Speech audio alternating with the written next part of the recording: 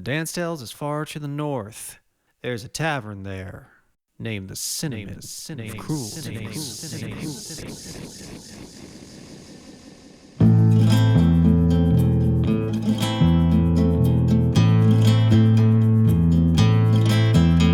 Now this is where we ought to show you Storming Goblin Pit. Lost in deepest cavern with our frame rate shred to bits. But the horror that he saw there, amnesia it did cause. And the footage here was lost. The footage here was lost.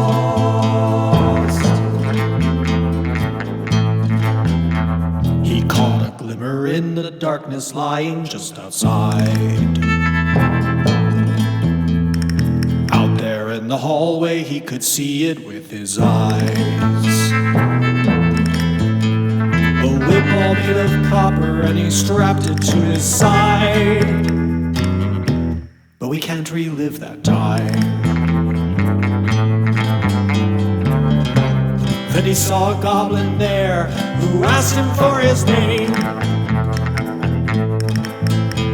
And the goblin didn't like what Urist and Bembul had to say.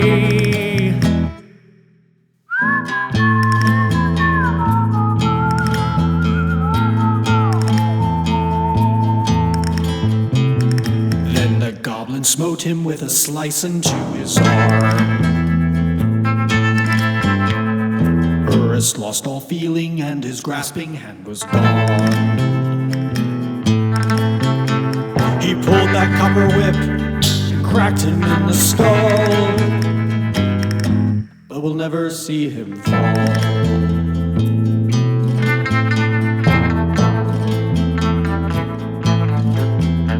They soldiered on through dungeons dark and dank and mighty cold. With pressure plates they opened doors and lo they did behold.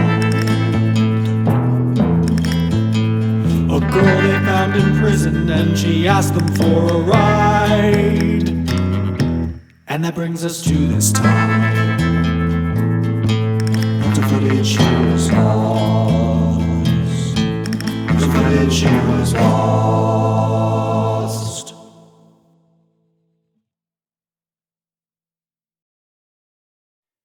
In later years, his friends would learn to just stop asking about it. Try as he might, he just could not recall anything that happened up to this point. One minute he was talking to that fella in the tavern about his lost niece, Isla Swallowslipped. And the next he was standing in the doorway of this cell, helping this poor girl escape.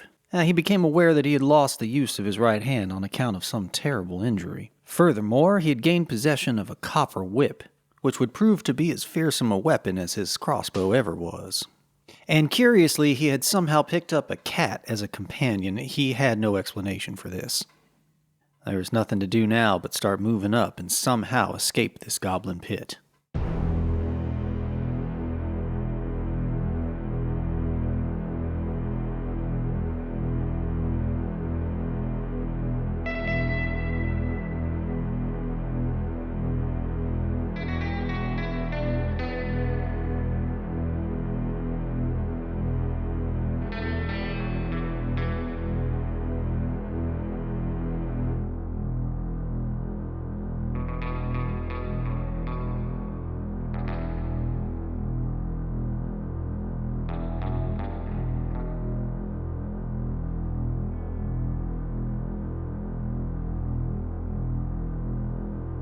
Dear God, what happened here?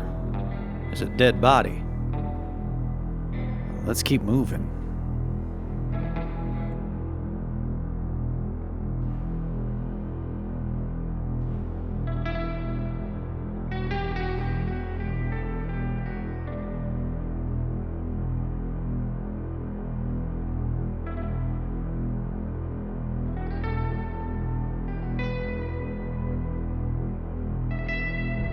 Goodness, troll bodies everywhere and all kinds of teeth and viscera.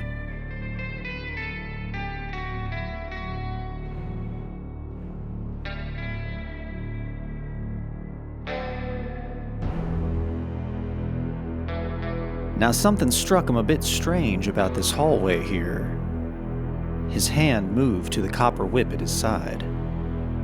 He had surely seen this place before.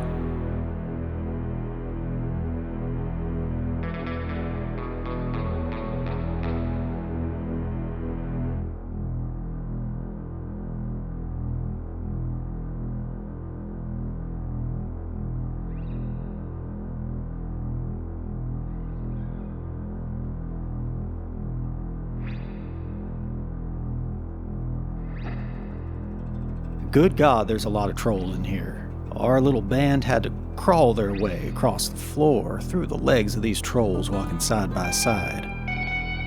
It took a very long time and was, needless to say, somewhat hazardous.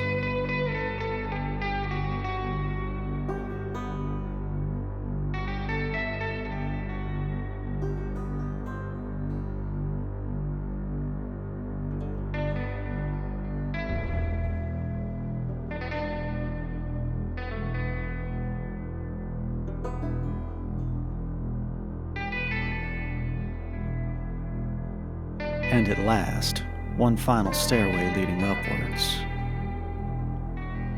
to the open air.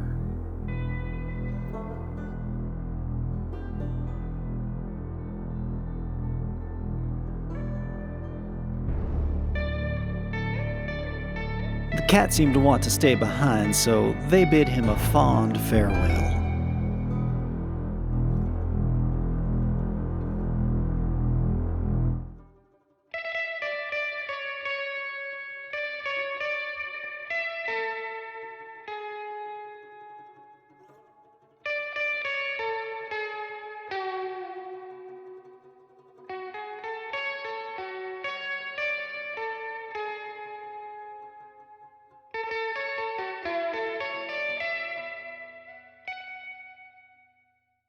They hoped they weren't being followed.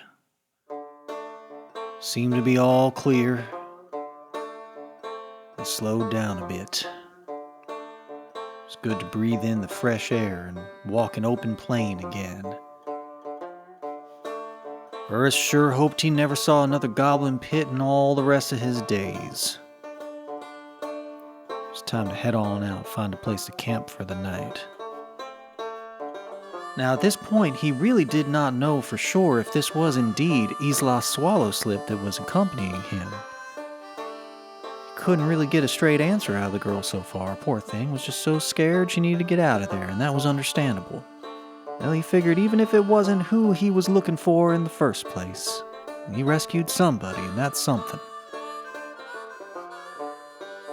Now down by this river, they decided to pitch camp for the night.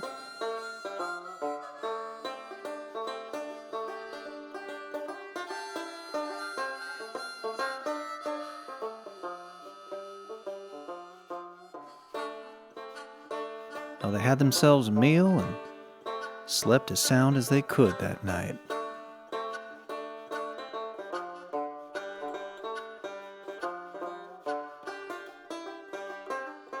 Well, it's amazing what a good night's sleep will do for you.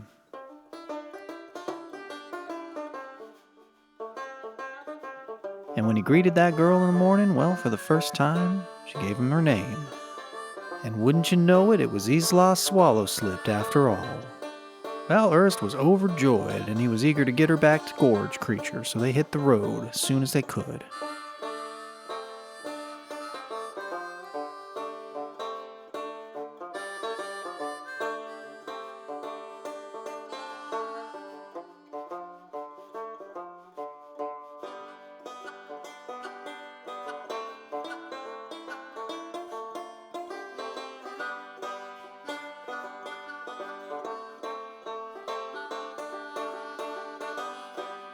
Night was falling and they were tired and hungry, but they made it to Gorge Creature, sure did. And they immediately started asking around to see if they could find where Islas belonged.